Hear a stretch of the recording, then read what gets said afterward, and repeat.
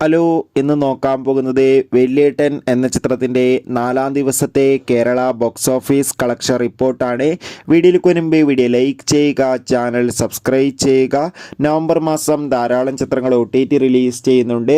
Channel ഭാഗം പരിശോധിച്ചാൽ നിങ്ങൾക്ക് കാണാൻ വേണ്ടി സാധിക്കും. മമ്മൂട്ടി, ശോഭന, കലാഭവൻ മണി, മനോജ് കെജൻ, സിദ്ദീഖ് എന്നൊക്കെ പ്രധാന കഥാപാത്രങ്ങളായ ചിത്രമായിരുന്നു വെള്ളിയേട്ടൻ. ചിത്രം മികച്ചൊരു വിജയമായിരുന്നു. എല്ലാ സിനിമാ പ്രേമികളും ഒരേപോലെ ചിത്രത്തിന്റെ റീ റിലീസിനായി കാത്തിരുന്നത്. ഫൈനലി ചിത്രം കഴിഞ്ഞ നവംബർ 29-ാം തീയതി തിയേറ്ററുകളിൽ വീണ്ടും റീ റിലീസ് ചെയ്തിട്ടുണ്ടായിരുന്നു.